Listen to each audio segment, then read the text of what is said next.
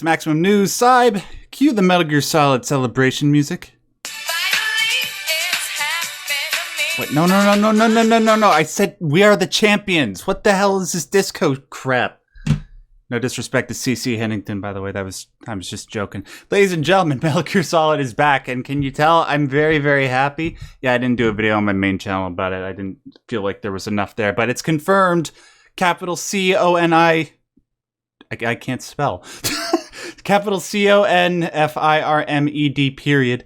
It is being developed by Konami. That was confirmed, and co-developed by Virtuos. So the rumors were true. We are going to talk about that, but obviously it's within the context of the huge PlayStation showcase that happened last Wednesday.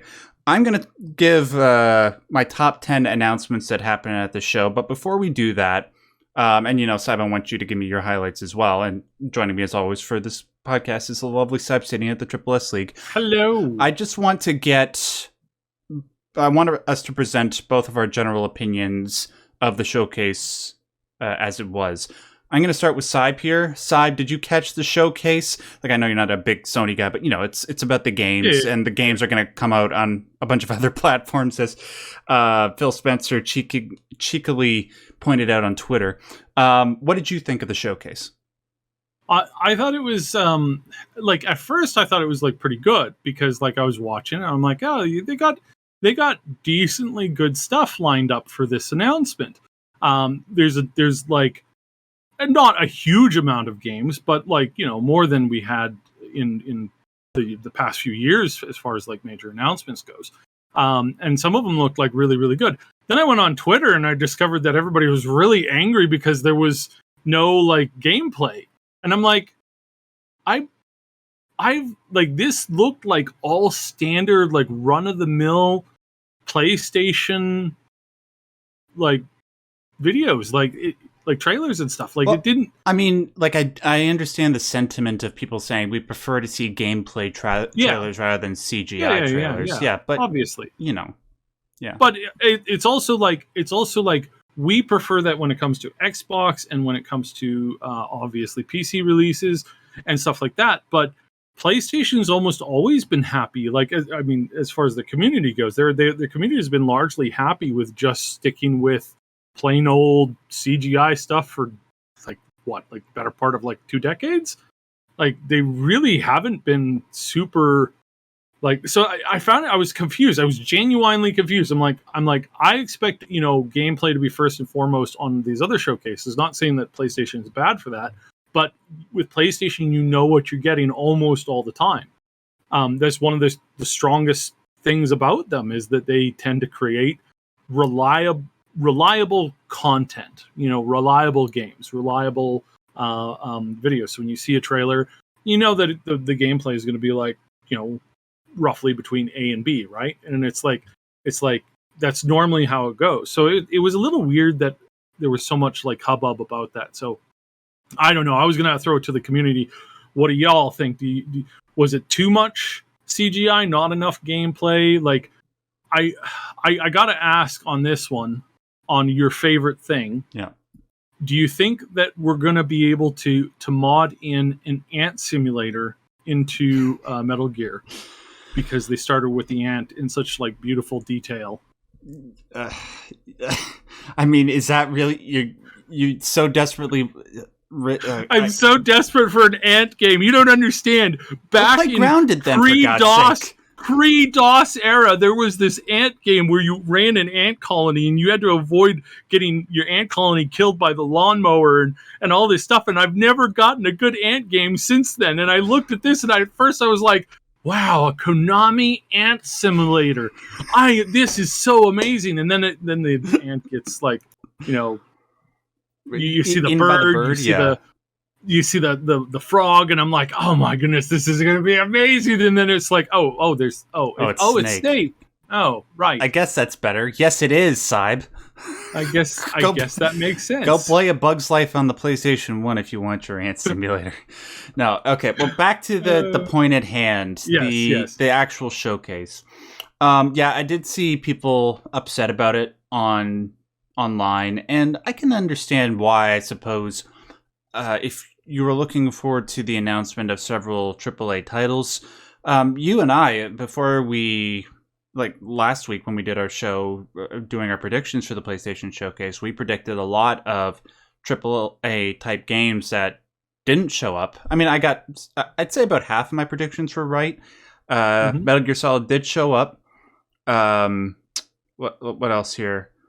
Spider-Man 2, well, that was kind of obvious. No, that was super obvious, yeah. Yeah, Final Fantasy 16 obviously was going to be there. But Death Stranding 2 wasn't there. Blue Point's new game wasn't there. Final Fantasy 7 Rebirth wasn't there. And I was certain that they were going to show something for that.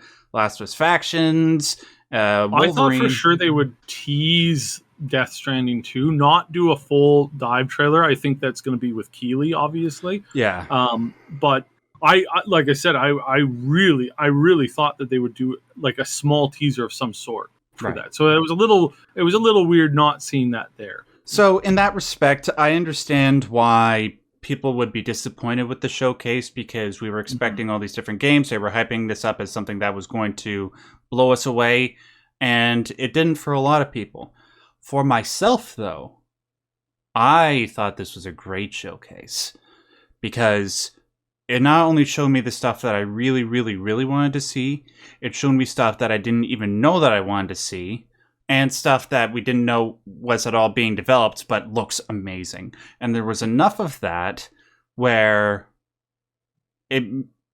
what would normally be normally state of plays and showcases to like 5 or 6 out of 10s, this was like a high 8 for me, because I love the indie stuff that they showed. I love the AAA stuff that they showed. And with a few stinkers here or there, like they didn't start it off that well. I wasn't that impressed with the remote play device that they're selling instead of the PS5 Pro, but whatever.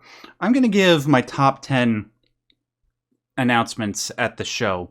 And then, feel free to interject at any time, Saib, if you want to interrupt me and, offer your thoughts on these. Number 10. This might sound strange, but Resident Evil 4 VR. Because my favorite game of the year so far is the Resident Evil 4 remake. If I had time, I would be going back to play that game again and again and again. And my God, this was, aside from when Half-Life Alyx was announced, this game made me the most tempted to buy a VR headset. Just the idea of being able to play this game in VR, like, you can play the original Resident Evil 4 in VR, and that was pretty tempting too, but this was hella tempting. But still not going to get it, but it did look really, really good, and I'm happy for people that own the PlayStation VR 2. Number 9, Towers of Agaspa. This was something that we didn't know about, but if it lives up to the promise of what they're selling to us in the trailer, like being able to create your own fantasy world, and like jump from giant creature to giant creature, Shadow of the Colossus style, yes please. Number 8, Neva. It was the game that was created by the same people that made Grease. That was sort of like the game that dealt with, it was sort of like an artistic depiction of loss. And it was absolutely beautiful. I played it for the first time a few months ago, and ever since then, I'm like, man, I want to see anything that the studio puts out. That was beautiful. 7, Side. This was probably the most unexpected announcement. Like, never in a million years would I've ever guessed that this would have happened.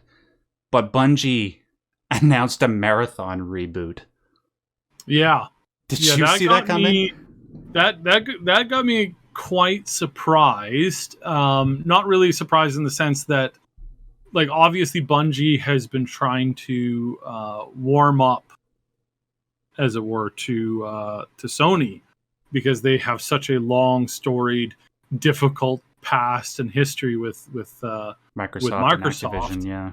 And now that Microsoft and Activision are joining powers, it's like I bet you they're just going to avoid that as much as possible. They're really gonna just avoid dealing with them as much as possible. So it makes sense that they would have like warmed up to PlayStation. I don't know if it's going to be an exclusive. I didn't see that. I didn't get info on that for sure. They bought Bungie. I'm pretty sure it will be. Really? So yeah. like not even PC? Well, I mean, if given the way that like the whole Call of Duty debacle is going on, and like they really think that them not being able to own Call of Duty in the original capacity is that much of a threat, they're going to hold on to Bungie and make sure they stay as exclusive as possible. Yeah, just as they were exclusive with Halo back in the day. It's just they do have a fairly big following on the PC. So, I double checked their trailer. Well, okay, no PC, sure. Yeah.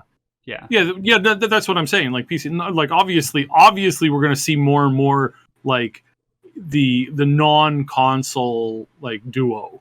Like that's obviously gone now. Like I suspect that we're going to get things that release on everything, right? Like there's game studios that are smart enough to say, hey, we just want, if you have a device that can play this video game, we want it on all of those devices. Like that's just kind of like a given, obviously. Unless you're Nintendo.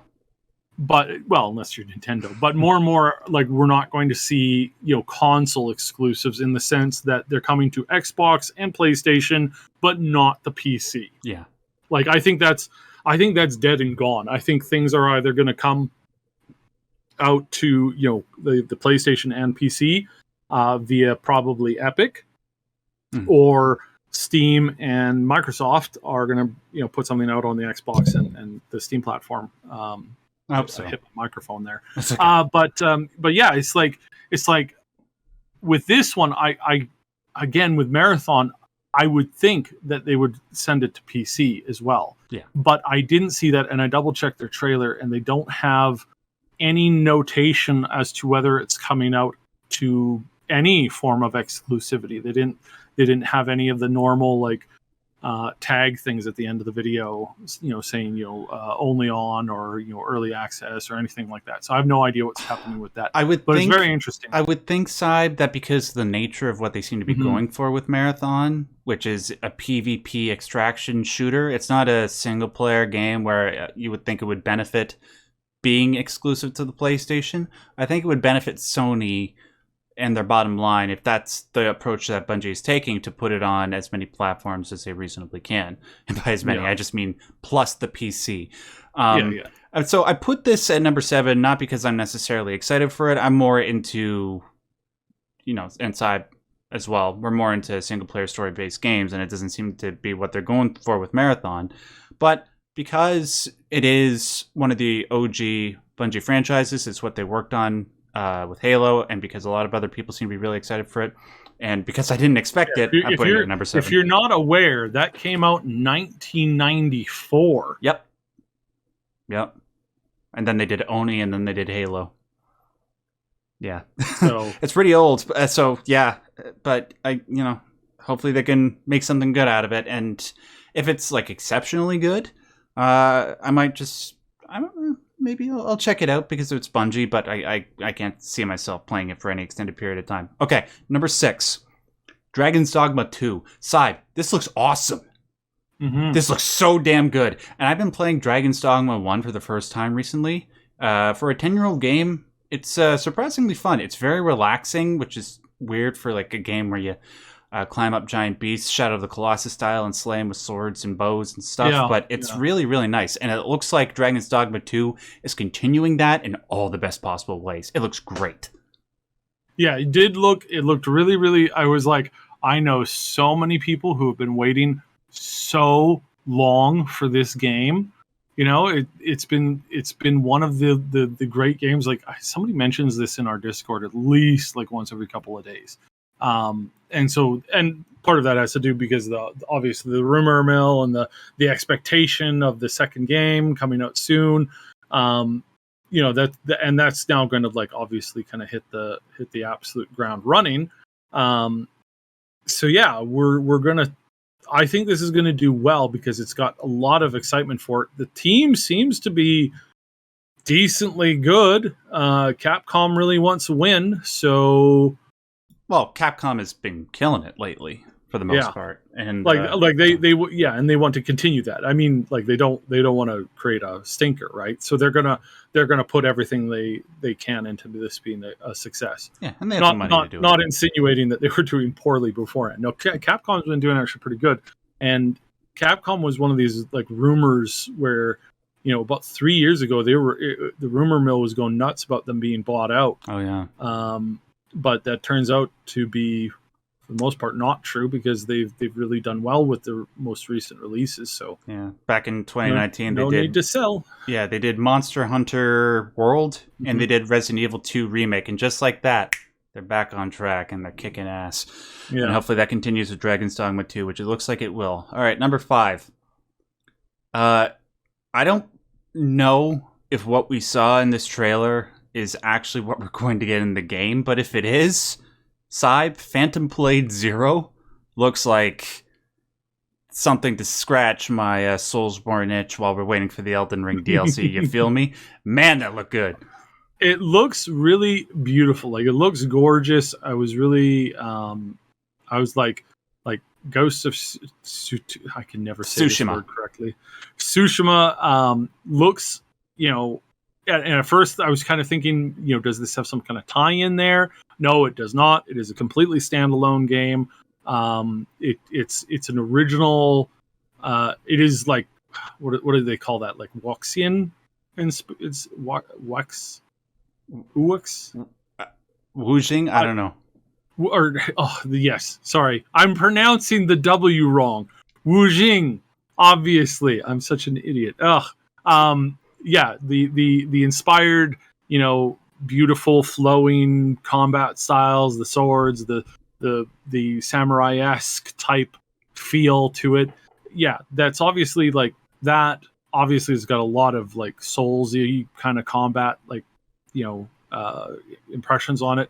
So yeah, this is going to be huge, because again, with everything that's been, with all these games that have been coming out, not just the Dark Soulsy type games, right? Like the Dark Soulsy thematically tied in games. So like the Elden Ring stuff, the other games that are kind of like that. You also have we had 2 anime styled games that came out as well. There was and I can't remember their names right now, which is driving me mental, because I just looked them up to make sure that Code Vein, Code Vein, and what was the other one? It was another one. That's Soulsborne like. Yeah, it came out just before Code Vein, I believe. Not Steel Rising. That was an anime. No, it was. There was 2 anime ones like back to back, and they often got kind of like confused with each other. But at any rate, it doesn't matter. You have this like moving into that kind of style, right? It's this more like anime-esque, cartoony kind of stuff, but it fits quite well, and people seem to really like it. Mm-hmm. So if that's the, that's been on the growth, and I would say that Monster Hunter, being obviously that it's an MMO, is also a little bit like that, because that game does have, it's not perfectly similar combat, but it is somewhat similar in the sense that you're fighting something big that hits really, really hard. It's all comes down to timing and being able to recognize the obvious tells, that kind of stuff. And that's something that you don't have in a ton of other like MMO type games. So I think out of all of the MMOs, you could probably tie that in the most. And again, it's been doing really, really well. So yeah, this I think this has come out at an absolute perfect time, because it's peak in the genre, right? The genre's probably at its peak, I would say, for sure. It might get bigger than this, but I honestly kind of doubt that. I think Elden Ring was kind of like, probably for the next 5 to 10 years, probably the pinnacle of what we're going to get as far as like mass media integration, right? Sure. And not saying that it's bad or that the community is small or anything. That's just the way that gaming goes. You don't have 45 million people playing, the latest racing car game that comes out, because this is just way over the peak ceiling of what the genre supports as far as a fan base right now. Mm-hmm. So with this, I don't think we're going to see anything kind of top Elden Ring by selling twice as much as it did. I think Elden Ring is probably kind of at the pinnacle. The best you can do is hope to get as much, maybe 10-20% more. So there's still room to grow, but it's not that much room to grow. So that's why this game coming out right now is like perfect timing for them, for the genre, probably for this game, probably for this studio. This is gonna, if they've done like if they prepared, made this game right, this is going to be a huge impact on gaming going forward. This is probably going to really, really nail down like the genre style, the the connection with the community, and then I think the company is just going to absolutely do bonkers. And I hope they have enough sense to kind of diversify a little bit, but then to continue making. They made the Ghosts game, then they're making this. This one looks just as good as Ghosts, and then I hope that they can have like a continuation of this that also just really hits the nail on the head. Yeah, because this is like marvelous timing. Like this is what I kind of wish sometimes that Bethesda would do with the Fallout and the Elder Scrolls, where they just follow something up really quick with something that looks absolutely fantastic. Because Ghost launched what, like 2020. Really? Yeah. I thought it was 4 years ago. So, but I guess it's only like 3.5. No, I remember it came out the same year that Last of Us Part 2 came out, which was also 2020. And people were up in an uproar because Last of Us Part 2 was winning all the awards and not Ghost of Tsushima. It came out in the spring, though, right? It was early spring? March, I want to say. I could be wrong. I honestly don't remember, man. But yeah, it looks good. Mm-hmm. Yeah, it looks good. Looks great. Really excited for it. I hope they do really, really well. Yeah, me too. All right, moving on. Syb, when I think of the most underrated games of all time, I think of games like Okami, Lost Odyssey, Eternal Darkness, Prey 2017. But there's one game. Suit Larry. No, I'm joking. All of them? No. But if I were to put damn it. But if I were to put one game above all of them, including Leisure Suit Larry, it'd be the Talos Principle. Yeah. That game, without exaggeration, it's the gameplay of Portal with the philosophical storytelling of Soma, minus the horror. It's one of the most riveting gameplay experiences I've ever had.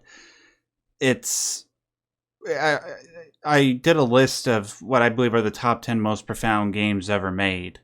And I put up there games like Nier Automata, Deus Ex, Metal Gear Solid 2, and Talos Principle.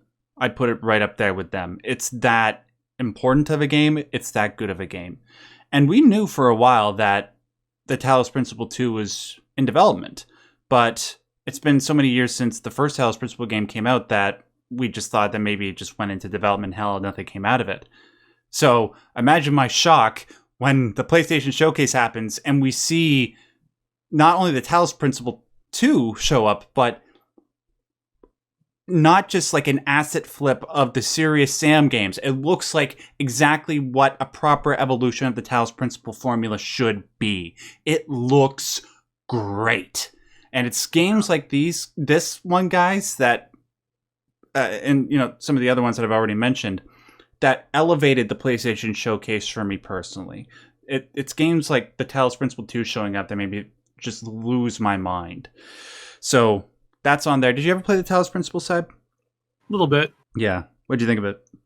Like it's good. It fits right in with like a bunch of like, I think back to like kind of like iconic games that mix not psychology but like philosophy. I mean, like it's like sci-fi, like philosophy-ish. So kind of like stuff that you see in Star Trek, right? Yes, like yes. Next Generation, right? Yes, exactly. Like a lot of that kind of stuff.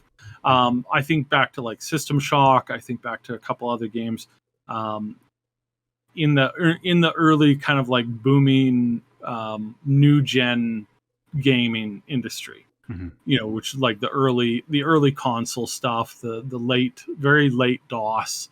Well, not very late DOS. I'd say like, I guess that's technically like Windows-ish time period, like the Windows 95 plus kind of like area, where you had a lot of these great games come out. Like, I talk about Jagged Alliance, Mech Warrior all the time. Like these are core games where, they kind of set they created the fans who got into gaming to make games a thing that were as impactful as that stuff. And you throw like Metal Gear into that, early Metal Gear, obviously. And those are the brilliant things that we saw. Of course, Fallout, right? Fallout 1 and 2. Mm-hmm. That kind of stuff. So this, I would put in that category of like really good. It was one of those games that gave me like crazy motion sickness. So, but people talked about it a lot. And I don't mean like kids. I meant like early adults kind of sitting around like talking about the ideas that were put forward in that game. So yeah, I'm really excited about that one. I think that it's looking sharp, and I hope they do it really, really good, because it really needs it. Yeah, it deserves an absolute stunner of a follow-up. Yeah, and it looks like if the trailer they showed us is any indication, it looks like they're going above and beyond what the original game was. It's only just a matter of like whether or not they're able to top the original story, which was so brilliant, but we'll see. All right, number 3 on my list. You and everybody else might be expecting this one to be at number 1, but it's Metal Gear Solid Delta Snake Eater.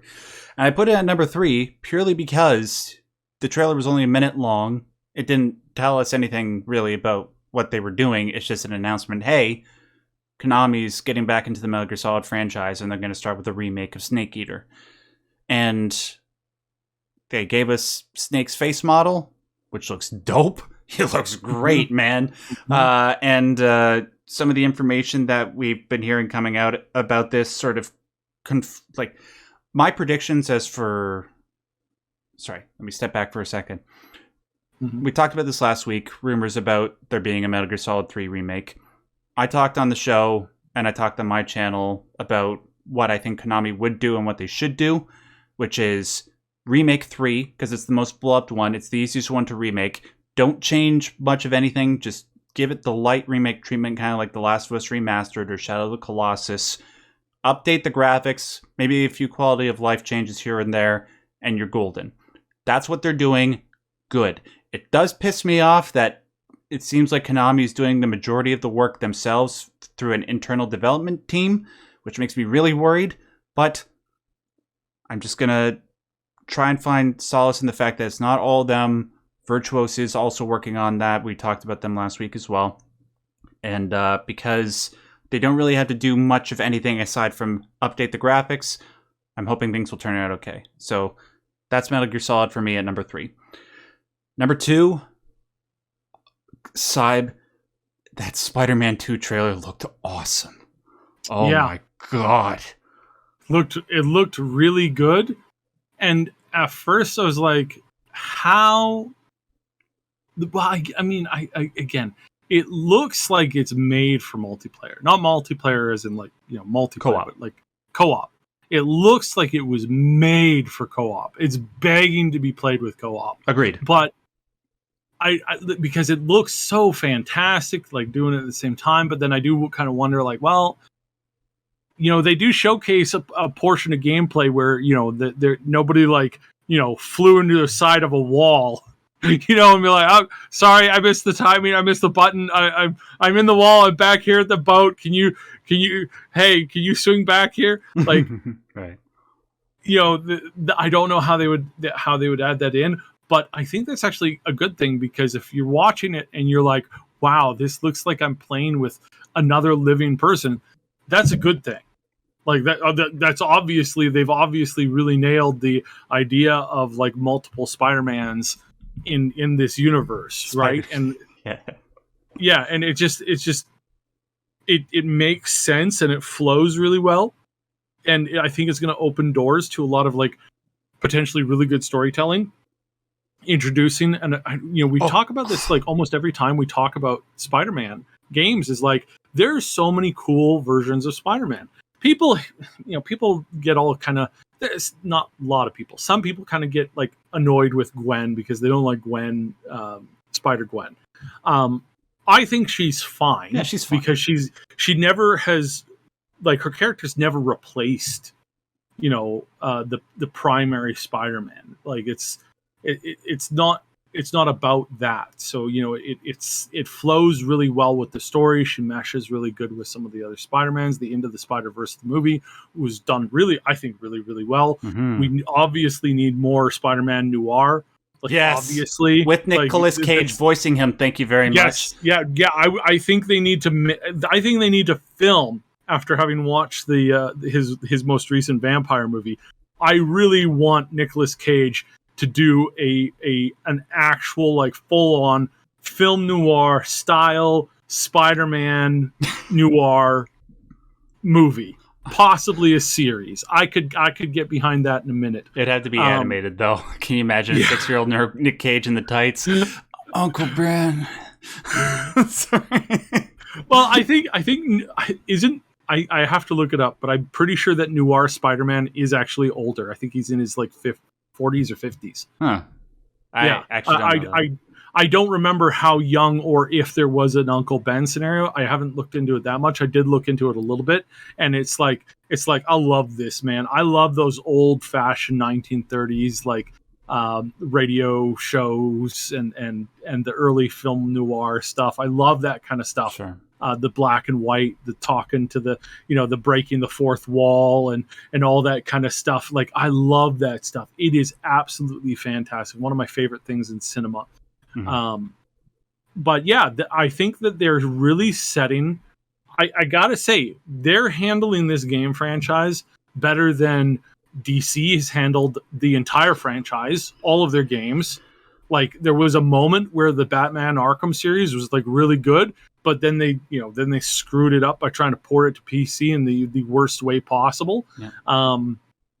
And since then it's just gotten worse, because now it's like, you play as all these antagonist villains and they all have guns. Why do they have guns? Because they don't have superpowers, so they all have guns. Right. That doesn't make any sense at all.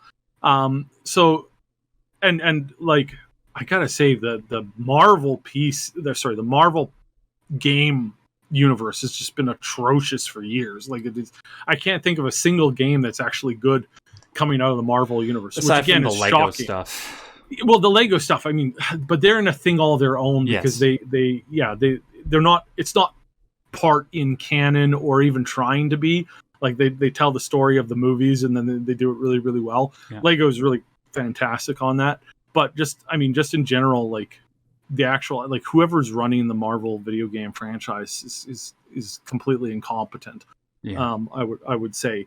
But the people who run Spider-Man, they're bang on. God bless Genius. Insomniac.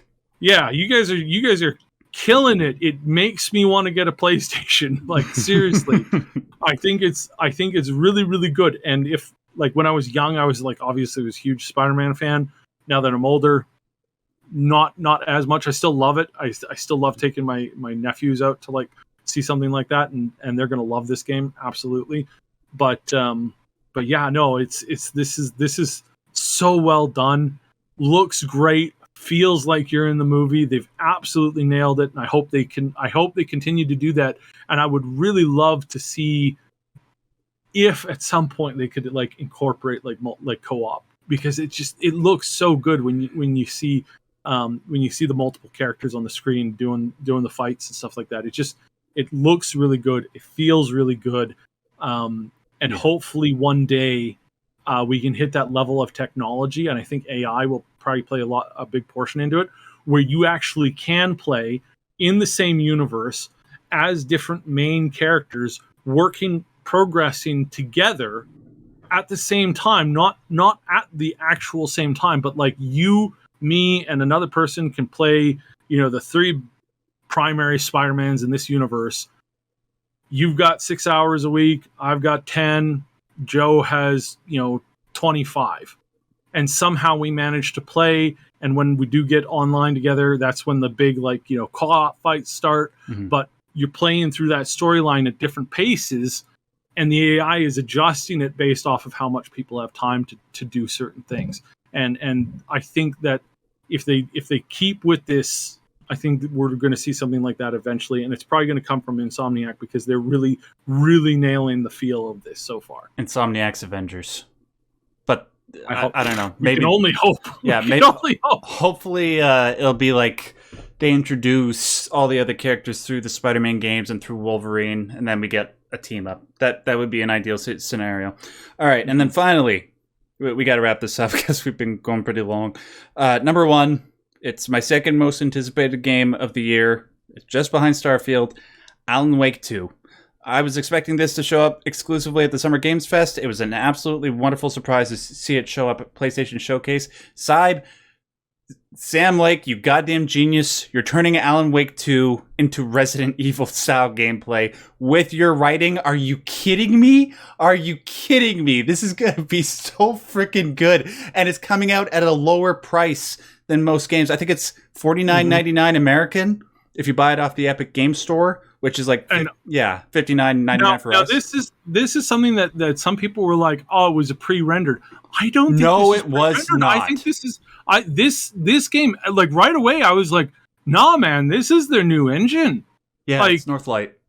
Like this is some of these are like scenes within the game, but these are like it's not this isn't pre-rendered. This is what I think these are the cutscenes that you're going to get into in the game. I don't think they're pre-rendered because I think they're just using like clever like graphical editing and like injecting that stuff. You see how like they did it with the most recent Resident Evil game. It's like those scenes, because if you go in and if you mod the characters, like you change their outfits or whatever, those outfits show up in the scene, right? Mm-hmm. It's like if it was pre-rendered, then it would if you put the I can't remember what that one dude is called, but if you put the main like this new female FBI Saga.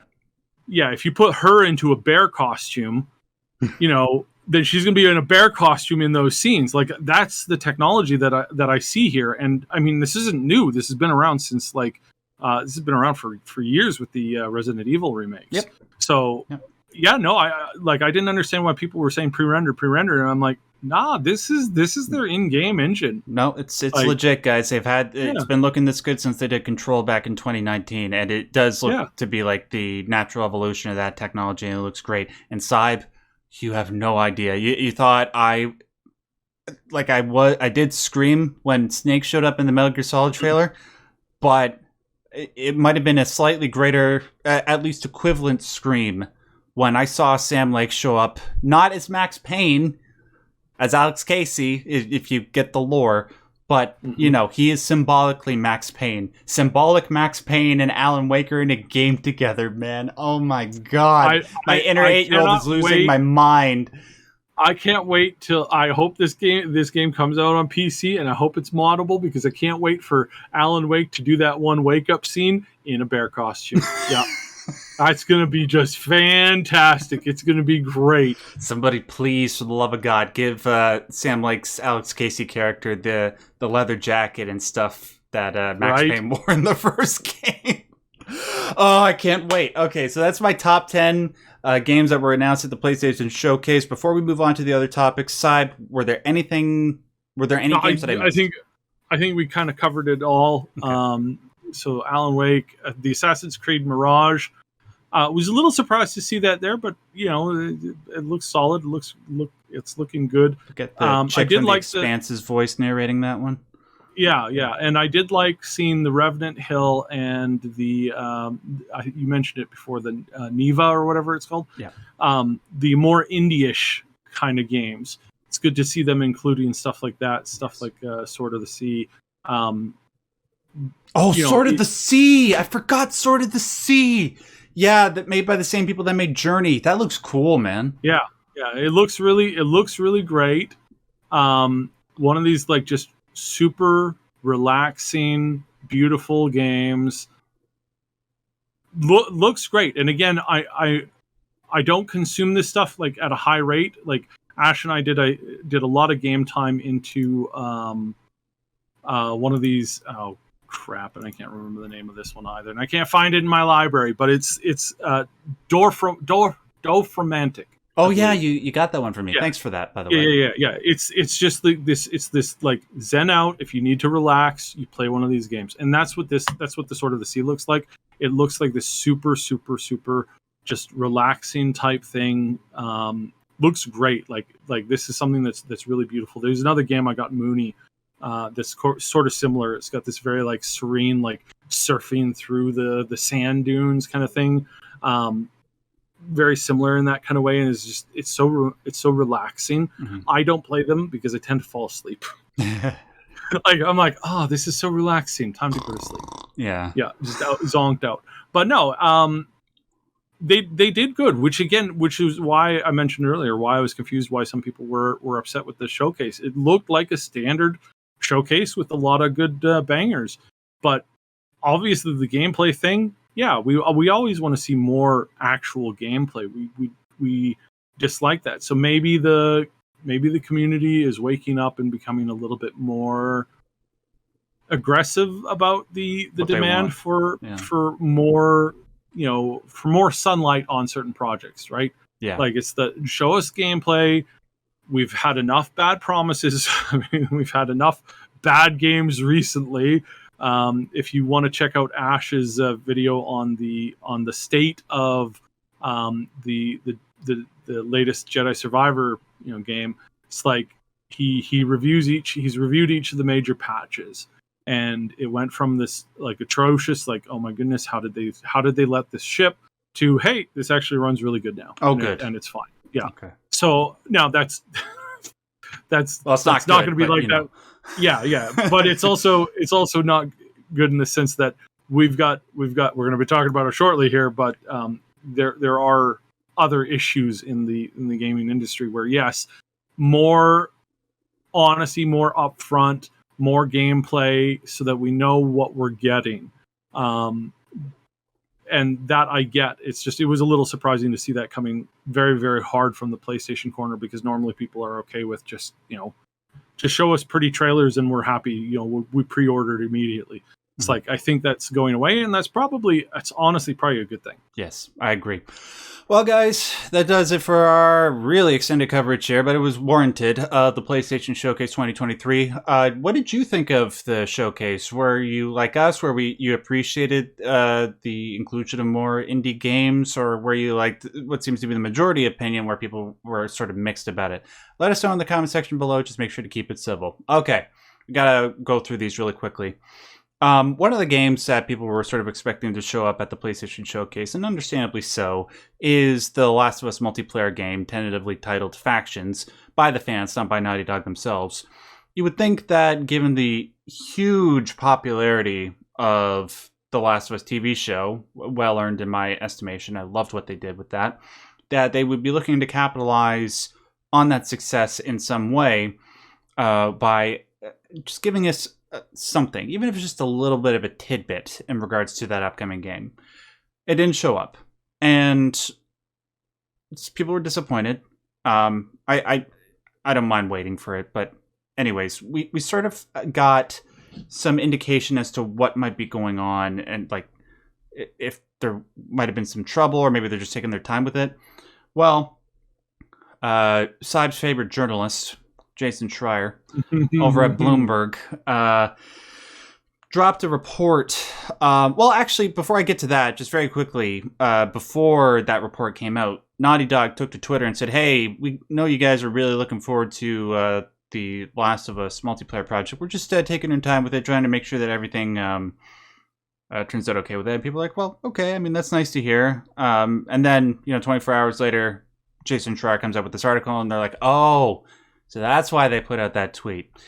It seems that development with the Last of Us Factions multiplayer game hasn't been going that well.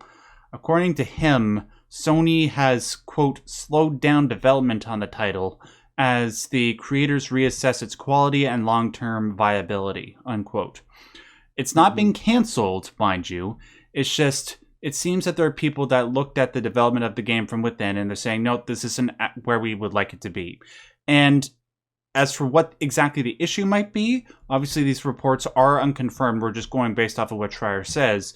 But the rumor is that, because, we were just talking about Bungie a moment ago, Side, they are under the Sony umbrella, just as Naughty Dog is.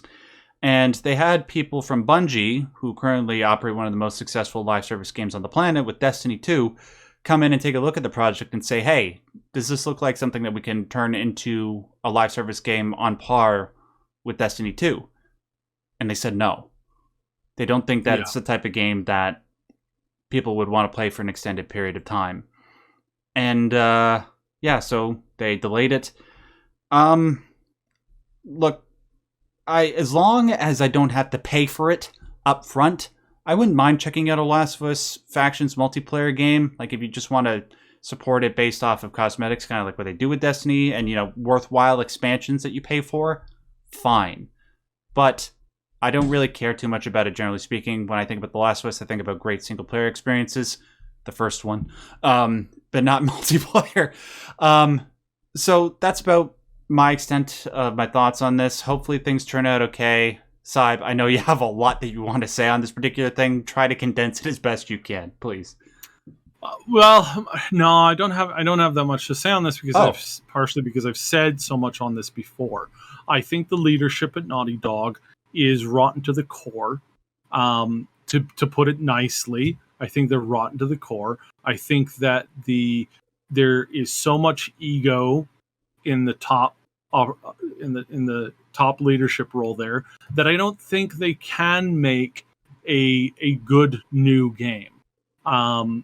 There were a lot of issues in the past. They chewed through so many devs to the point that you had people going back to their colleges where they had trained and leaving posts and notes on the public board saying, whatever you do not get a job at Naughty Dog.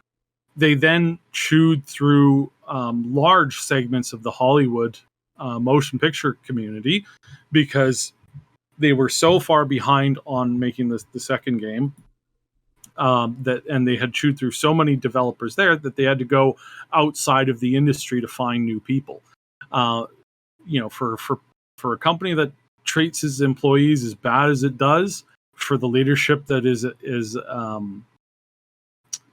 it's like dealing with Gordon Ramsay, but not the nice Gordon Ramsay who's there to like fix up your restaurant in like the Gordon Ramsay that puts you between a pair of sandwich,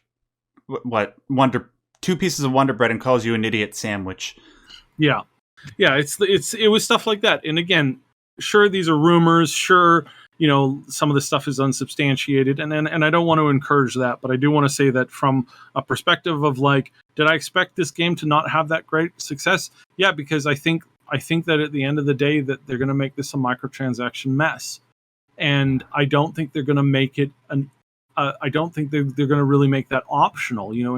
In Star Rail, a game just came out. Yeah, it's a gacha game, and yeah, most of the streamers who are playing it, most of the ones who are dedicated to playing the game, that are doing so like on a regular basis, like Tectone and a couple others, they are playing the game 100% free to play, and they are not spending a dime on the game, and they're able to complete everything within the game.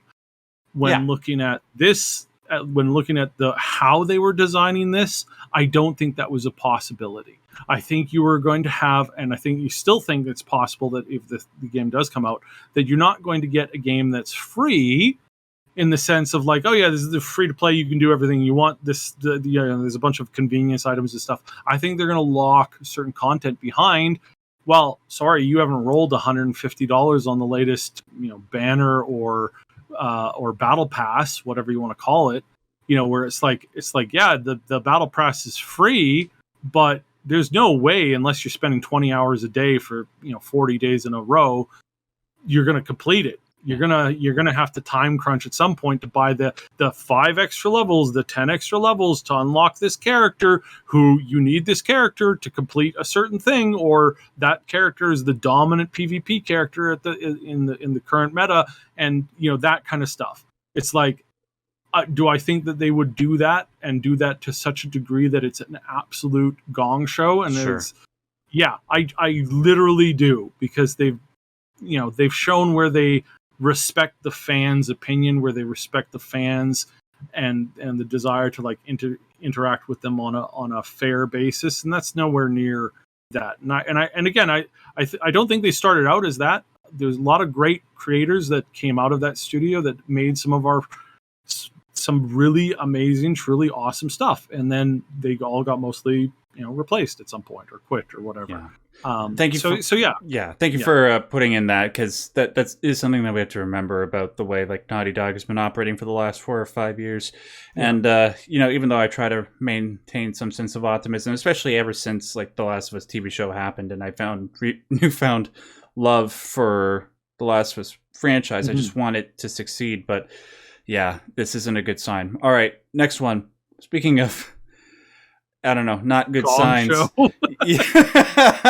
Yeah, Gollum. Dude, this game got announced back in March of 2019. It's now May of 2023, over 4 years later. How the hell... I don't get it. How did this game end up as it is after 4 years? Guys... Sorry, go ahead. It's not only that. It's who was this made for to begin with? Well, okay. For the general concept of like a Gollum stealth game that takes place in Middle Earth, an investigation of the character of Smeagol in that period of time. Interesting idea. I like the idea, but the end product it completely missed the mark. It completely left that idea behind it. I don't even know what the hell I'm looking at. Guys, if you haven't seen the gameplay for the Lord of the Rings Gollum, which just came out this past week, it is some of the ugliest, unfinely tuned, like soulless pieces of crap that I've ever seen in my life. And it's bad when even IGN has to go below a 7 when they're giving their game a score. Everybody all over the internet, all the video games outlets are giving this game at maximum a 60. That's the highest that I've seen. But everybody else is like a 4 or below. Some even giving it a 0, purely because they couldn't even play the damn game. What the hell? Is this first the Rings of Power and then this? What the hell is going on, Syb? I don't get it. I think, when they came out, they apologized for this because I think A, they had to, but yes. B. Well, thank you for reminding me of that, by the way. In their apology tweet, they misspelled the title of their game. They didn't call it The Lord of the Rings Gollum. They called it The Lord of Ring Gollum. Like, there was so little effort into everything that they do. They couldn't even proofread their apology tweet. Sorry, go ahead. Yeah. No, I think that's what it boils down to. That 100%, that's what it boils down to. It boils down to the fact that, in all honesty, we're not getting developers who are passionate and who are getting the support they need to make the game. The leadership, again, some people go, well, I was interested in it. I thought it was a good concept.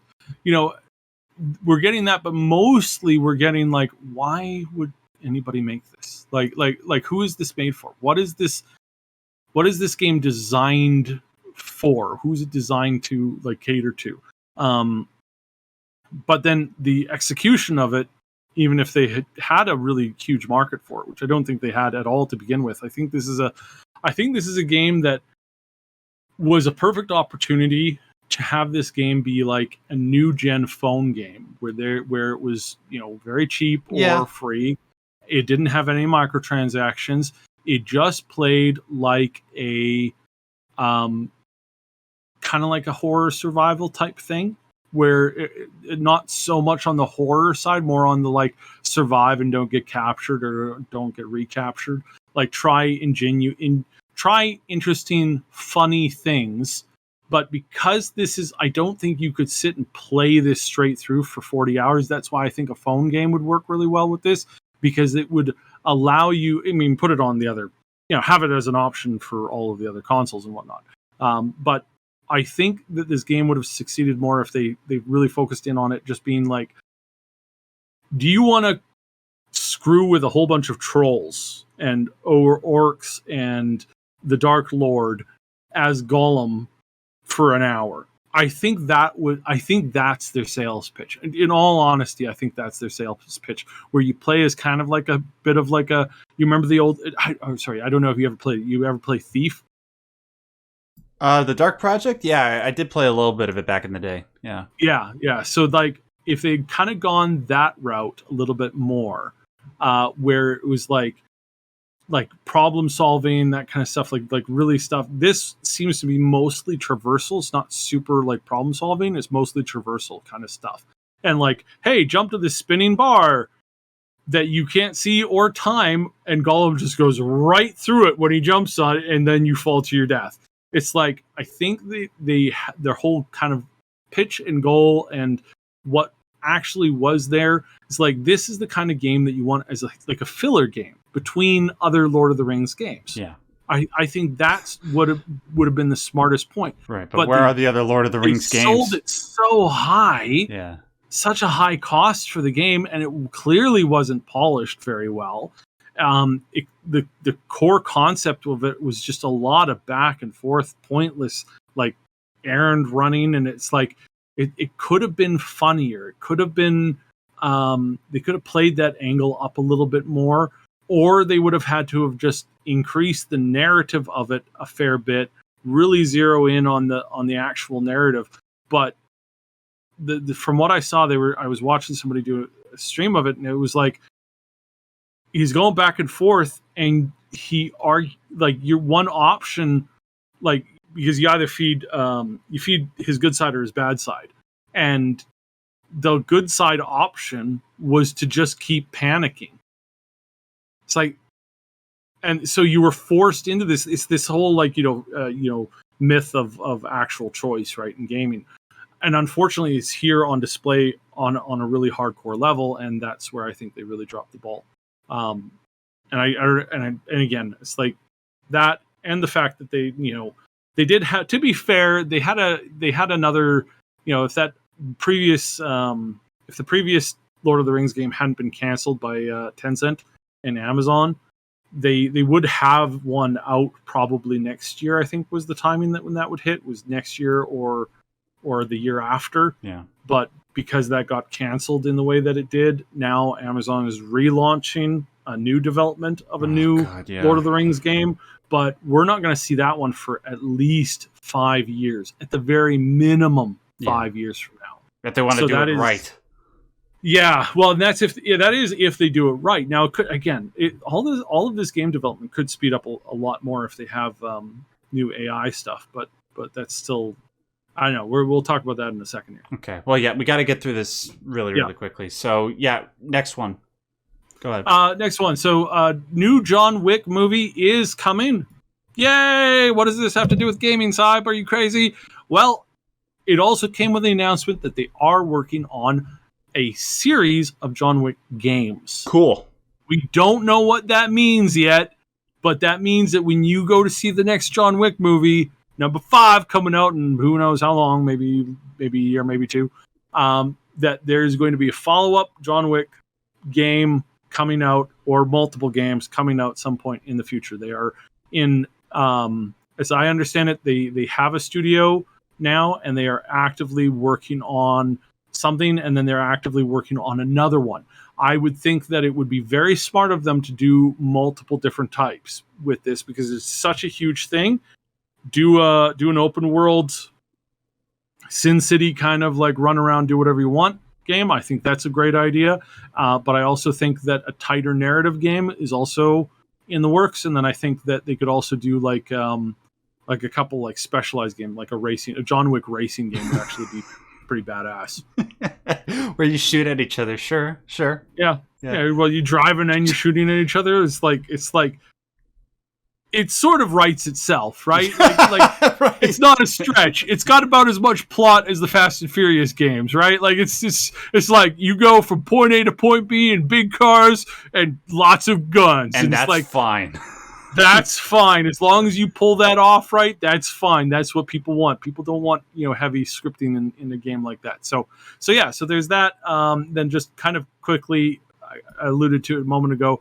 AI is really starting to take over in in game development. Not in the way that some people automatically think, but in a couple ways that are really, really interesting. And I've been harping on this for years. We will get to a point where a lot of the micro work, and we were going to talk about the story a little an aspect of this story a couple of weeks ago. There was another story that came out that said, Blizzard and a couple other studios were bringing in AI to do certain graphical work. And people were like, oh no, it's going to be AI garbage now. Oh no, can't wait till we have those 20 fingers on that one hand just crawling and creating nightmare fuel. What those people don't know or chose not to focus on is that the technology that they're bringing in was doing finishing work that artists at a company that aren't being replaced by these people would call mind-numbingly frustrating busy work. Sure. So it's the finishing off the coloring for where the texture in a skin for a character in a game meets in the ear or on a seam that is inside of the character's model. So you're never going to see that, but because they don't want to run the risk of it creating a lighting bug or a shadow bug, you have to like trim it and crop it in a certain way, put it inside the character model. It's incredibly boring stuff. Mm-hmm. But they now have AI programs that do that automatically. You don't need to pay artists for that stuff, and you're not replacing any of their work because there's so much more work that they could be doing on other things, and instead they're tying up a seam inside of an AI, inside of a texture skin. It's a tool, one of many tools that an artist can use. Exactly. Yeah. And the more artists that we can have in these companies that are working on actual art that you see in the game, that's actually in front of you in the game, and the less that they have to do on busy work, the better. And this includes things like voice lines. We don't need, it's impossible to hire enough voice actors to do the entirety of a big budget, just an enormous game that, it's like Skyrim, but 10 times the space, 100 times the characters. You simply can't get that many voice actors to do every single possible line of dialogue that should be in the universe. Yeah. What do I mean by should be in the universe? It's like you go to like a farm in Skyrim and you're talking to a no-name NPC, or you go, disguised as a bandit, you go into a bandit camp and you talk to random bandits. It's like right now they've got like 5 voice lines, and they repeat those lines, and those are the same 5 voice lines that every other bandit has in that same location. They're just repeating the same thing from the same 5 voice actors. Mm-hmm. That kind of stuff is hopefully, not right away, but hopefully in the near future, will be a thing of the past, where we'll be able to have way more interesting interactions with characters that are, side characters. And at the same time, I don't ever want the voice actors to be replaced, because I think voice actors are really important, even if they can just, give a voice print and then just have the AI do all their lines for them. I think it's actually really important to get the emotionality of it there, but it's also helpful for marketing too. Yeah. One of the many voice actors in Star Rail she's got quite a bit of fame because she does this very popular character, and her interacting with the community helps to create more interaction for the game. Mm-hmm. So I think that's a good thing, and I think you'd be a fool to completely replace every voice actor with an AI, even though we're getting to the point, and we will get to the point in the future where we can, but I don't think that's going to actually help you. I think all your main characters, all the main important roles need to be filled out and developed more or less by by an actual actor who has a presence and who can interact, because that's what helps to make the game more successful. And I think that's how that'll go. But let me know what your thoughts are on that in the future. So yeah. Mm-hmm. And then last story very quickly. Apparently the 1980s is back, because there's a new studio that is opened up in Montreal and Toronto that is doing a AAA open world multi-platform experience in Unreal 5, and is inspired by cult 1980s movies. Big Trouble in Little China. Yeah, basically. So if you grew up in the 80s, like unfortunately I did, and you watched a bunch of B-rated terrible movies, Mm-hmm. There's a game coming for you that's a AAA open world multi-platform experience in Unreal 5 with all that glorious, terrible B-rated cult classic 1980 movies. Hey man, that aesthetic is right for great video games. Oh, it's going to be an interesting one. And you did mention that something about disco earlier in the show. I got to say that there were two moments in which hell, a portal to hell, was opened on planet Earth. Mm-hmm. And the first time it happened, it was the reason why Atlantis sunk into the ocean. The second time it happened, it created disco. So, just saying. Yeah. I mean, there's a reason why Homer Simpson has that as his bumper sticker. I mean, for a guy as dumb as he is, he's sure smart on that one particular element, and that is disco sucks. All right, interesting. Yeah. All right, guys, that does it for this really, really long episode of the Maximum News Show. Thank you so much for joining us. If you have any thoughts on any of the topics that we talked about, make sure to leave them in the comment section below. Remember to just keep it civil, regardless if it's civil praise or civil criticism. I want to thank Syb, as always, for doing the show with me. Can you tell people about the main channel real quick? Yeah, check out the Triple S League on YouTube and in tons of other places.